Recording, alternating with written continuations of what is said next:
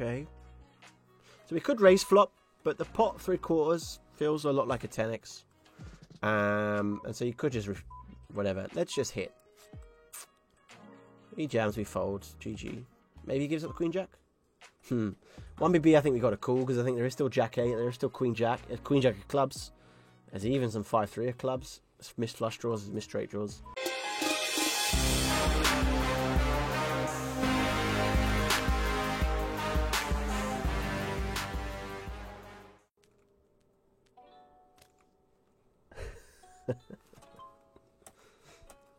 Alright, so he limps queens, he limps aces, he 3-bets a bunch. What do we think he's got, ladies and gentlemen?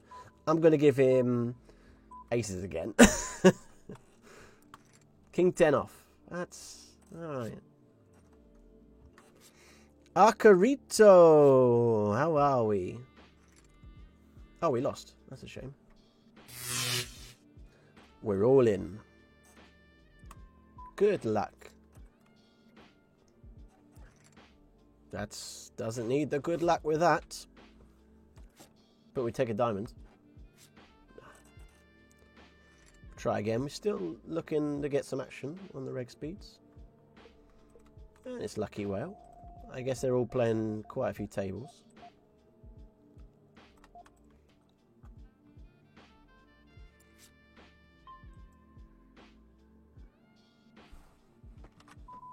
Clever receiver.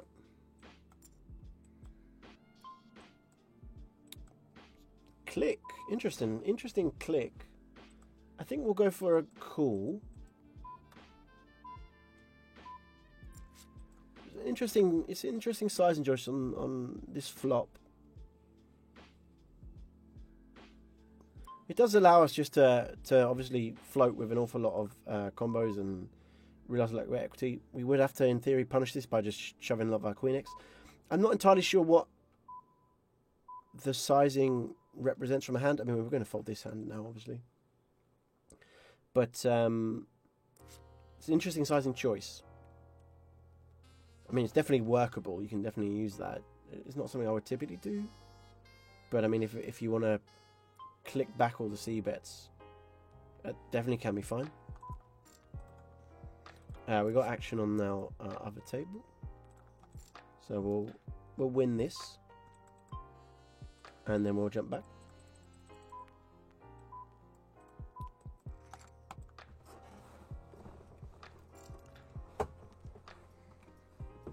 I just like McGregor says, is a Slayer, I'm assuming, making a spin course or hyper sit and goes or what?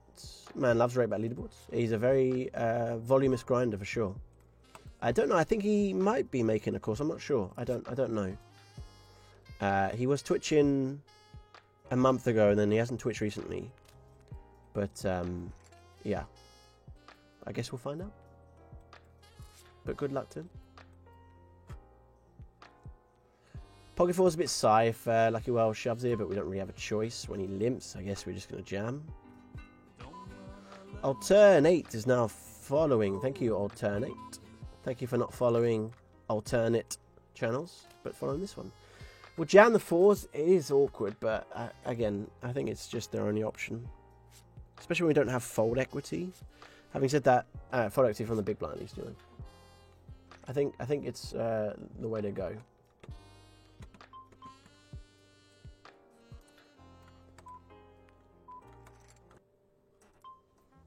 And we'll call ace 5. Okay.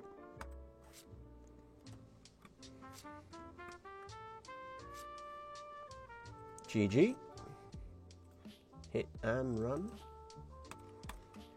Let's add that buy-in. Could 1/3 this. Could also... I don't really like ice and small. Could 1/3 it, but I'm just going to jam, to be honest. I'd rather 1/3 like ace jack, ace queen, ace king. Ace 10's fine. I mean, honestly, the EV is pretty neutral. It depends a little bit on... If you think your opponent makes more mistakes versus a 1/3 than a nicer jam, choose the other third. I don't think Freak Ones are going to be making many mistakes either way, so I'll just stick with a jam and we can all move on with our lives. So these are typical spots that I don't c-bet very often, but actually I think I should do it more. So we're going to go for the small c-bet. I'm actually just going to min. because we don't mind actually if he calls with some of the backdoor spades, because we've got all the backdoor spades beat, right? So if he's got a hand like Jack 7 with a spade, we don't mind that continuing either with a call. We call in the check raise there as well, so again, I think c-betting that, and I used to always check there, but I'm trying to up my c-bet in a few spots because I've been on the c-betting because I start with a check too much because of you guys. Just being like, just start with check here. I only do that because to get my classic slogan out. That's it. Rajaza, Tom, have you ever played PLO professionally? I had a period of my life where I decided I would become a professional PLO high-low player back in 2009 or so. Ooh, what to do. So I think we're just going to bet this. We could check it. We block a lot of check down. Check it. We block a lot of check down. Problem we check is, like, I know in theory we're supposed to check raise. I'm just not very good at check raising these hands.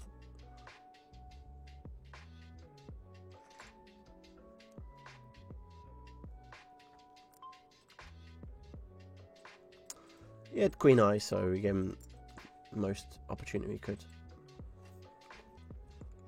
Yeah, I played PLO high-low for a little bit as a full-time. That was a really, really interesting game. You want to take the kind of like ace, ace, 2, king, double suited, and see how they serve you. But that's a really interesting board. I used to play in a live cash game, and they used to do triple flop. So you'd like play one hand, but you'd have 3 flops, and then if you won 2 boards, you'd scoop, kind of thing. So it was incredibly complex, but really enjoyable. And you'd play it'll be Omaha, so you'd be playing like you kind of getting closer on their cards, but I think you'd only play a max of like 6-handed. Yeah, I think we just got to call this. I'm trying to think of the hands we want to fold. The 2 just is so, maybe the 2's bad actually. What would his bluffs be? Probably some like 2-3, bunch of 2x feels like unblocks our folds. Alright, actually going to fold this ace. We want to call some ace-x, we want to fold some ace-x. I'll fold the ace-2. Maybe we want to call all ace-x? Probably not.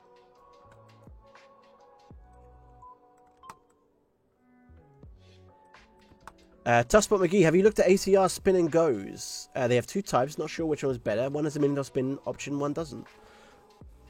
So I haven't looked at American Card Room's spin and goes. I will check them out. I'm sure someone in 601's looked at them. And in terms of whether one with the $1 million spin would be better than the one without, typically what you find in similar promotions on Stars where they have, for example, $10 games with $1 million spins, the rake is higher when the $1 million spin is present, and the effective rake is also higher when you exclude the $1 million spin as being part of your overall EV. But the games are typically a lot softer because that draws more recreationals in, because of course, hey, look, $1 million first prize, that looks exciting. And so, yeah. Rajaza says, Tom, any plans to play the World Series of Poker next year? Not yet. I will most likely will still be playing Party just to fin. It's going to be close with my Diamond Club. But I want to make sure I hit my Diamond Club so I can jet off to the Bahamas.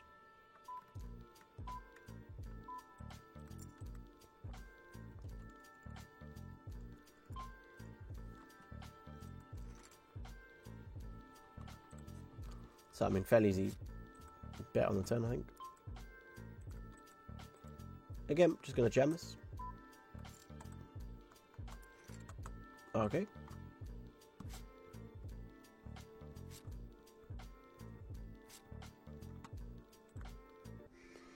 Okay, Mr. D-Dust. We had a note on the other guy, though, so... Was this the King 10 guy? It's a shame I can't remember that. We'll check back the H3. Join the boys in Bahamas, exactly. Bahamas is going to be quite a 6-1 fest. Just betting this on the flop for value, basically. I think most of the time we're the best hand. I don't mind getting calls. I don't mind getting folds. Either is good. Don't really care about check raise. Like, that's a big check raise, and we could definitely have a king here, so... Okay. Cheers. Says, how tall are you? 5'11". But you put 6 foot on Tinder, don't you? You got to put 6 foot.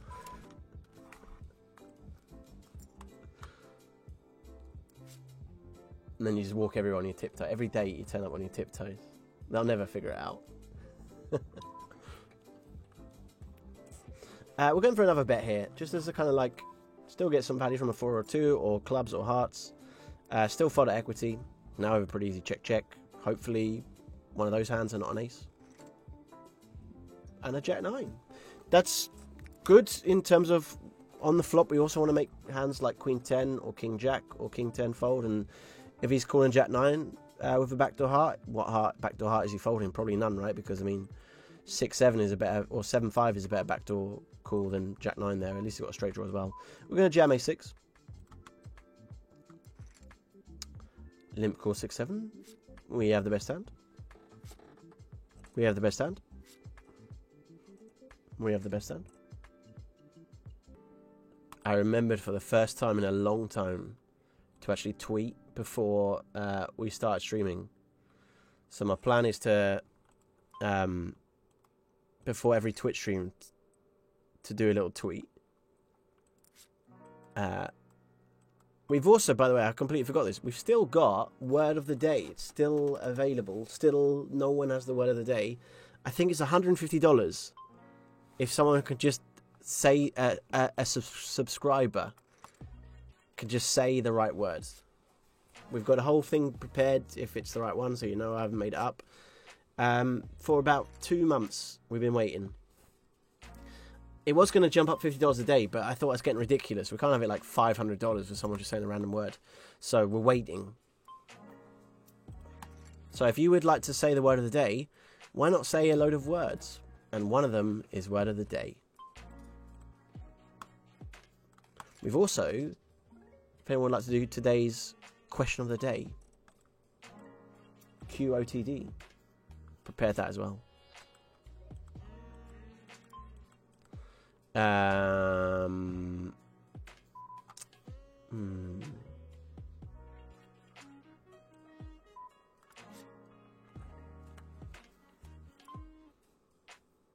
Okay.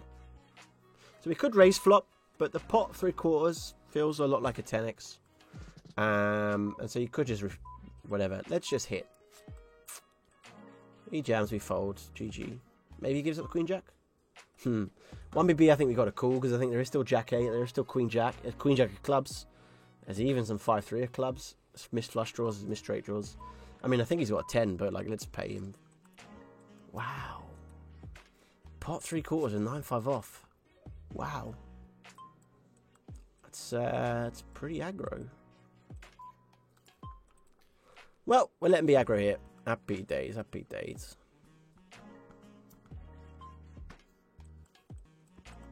Let's keep letting him be aggro.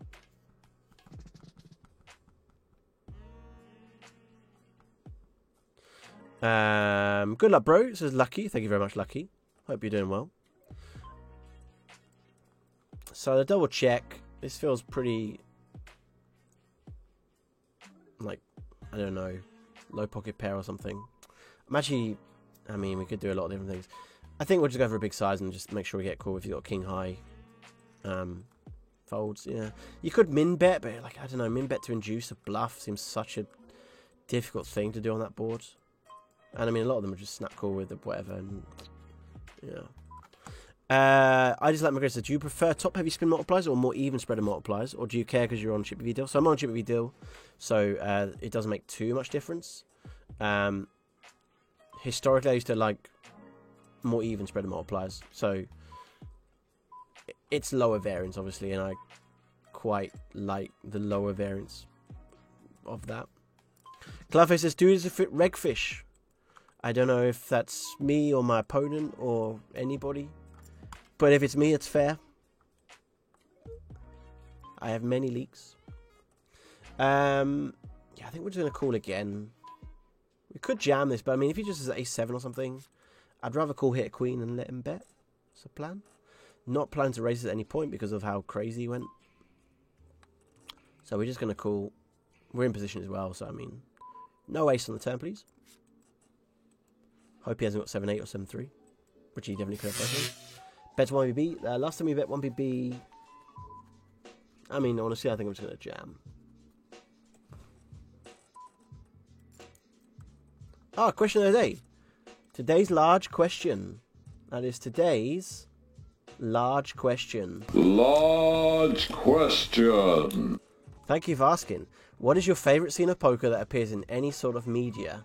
That is film, TV, or music, etc., etc. So, for example, many people's favourite piece of poker media that's appeared is like something like Casino Royale, the James Bond, or Rounders, or something like that. If you've got any niche poker references that appeared in media, why not list them? Now, speaking of award-winning media, is it? I think it's time, ladies and gentlemen, for our halftime show. So please enjoy. And today's halftime show is inspired by our good friend Gabe, who I did a coaching call with a couple of days ago, was on video with him, and he was getting his beard trimmed live. So, yeah, we'll do the halftime show now. He says, by the way, 29 Jim loves the halftime show. That's nice. Thanks, mate. Here's another one for your enjoyment. Cheers. Back in 5 minutes. Bye.